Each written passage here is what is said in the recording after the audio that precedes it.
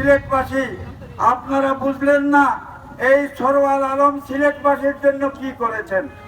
700 বছরের ইতিহাসে এই ধরনের প্রশাসনের মাধ্যমে আমরা একটা অন্যায়ের বিরুদ্ধে কাউকে দাঁড়াইতে পাই নাই।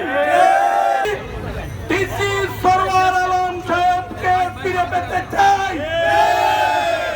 আমরা সবাই আবার এই ডিসি অফিসে সরওয়ার আলম সাহেবকে দেখতে চাই।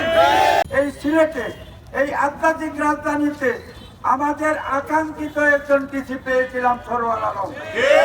এর মাধ্যমে আমরা এই সম্পূর্ণ অপকর্ম বন্ধ করার মতো সাহস করেছিলেন সরওয়ার আলম। একটা বিষয় আমরা পরিষ্কার করি, প্রথমেই পুরো আন্দোলনটাই অরাজনৈতিক প্ল্যাটফর্ম থেকে হচ্ছে। অনেকে এই আন্দোলনকে ভিন্ন খাতে প্রবাহিত করার চেষ্টা করছেন, যেটা আমাদের জন্য দুঃখজনক এবং নিন্দনীয়। আমি ব্যক্তিগতভাবে মোহাম্মদ এহসানুল্লাহ তাহের, সিলেট কল্যাণ মোর্চার সভাপতি, কিন্তু আমি কোনো রাজনৈতিক দলের সাথে সম্পৃক্ত নই।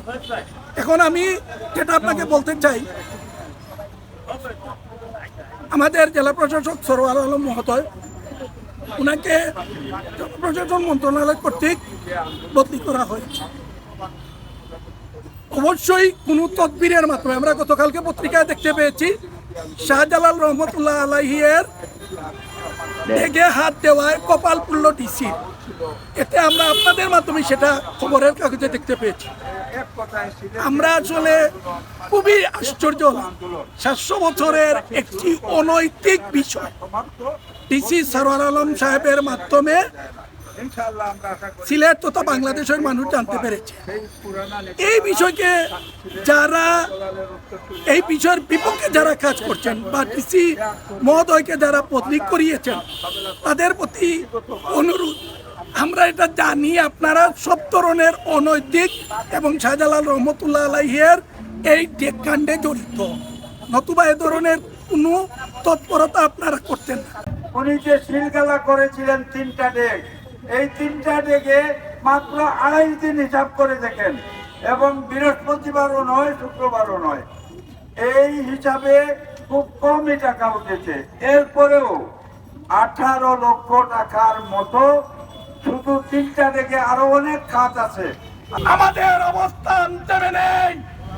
আমরা সরওয়ার আলম সাহেবকে ফিরে না পাওয়া পর্যন্ত সিলেটের মানুষ ধারাবাহিকভাবে আন্দোলন সংগ্রামে থাকবে ইনশাআল্লাহ।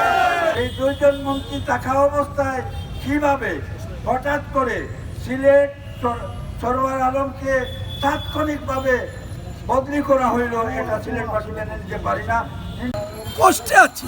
আমাদের সিলেটের 2 জন মন্ত্রী আছেন, আমাদের 2 জন পূর্ণমন্ত্রী, এবং এই 2 জন মন্ত্রী থাকা সত্ত্বেও কিভাবে সিলেটের ডিসি মহোদয়কে বদলি করা হলো, এটা আমাদের জন্য দুঃখজনক। ওনারা যদি আবার চান, আমাদের পূর্ণমন্ত্রী যারা আছেন, ওনারা যদি চান যে সিলেটের এই 10 মাসের উন্নয়নের যে ধারাবাহিকতা ডিসি সরওয়ার আলম সাহেব ধরে রেখেছিলেন, তা যদি আবার ধারাবাহিকভাবে এই সিলেটে আবার চলবে, এবং ওনারা সেই চলবে শব্দটাকে যদি পুনরুদ্ধার করতে চান, আমরা আশা করি ওনাকে আবার আমাদের সিলেটের জেলা প্রশাসক হিসাবে আমরা আবার ফিরে পাবো।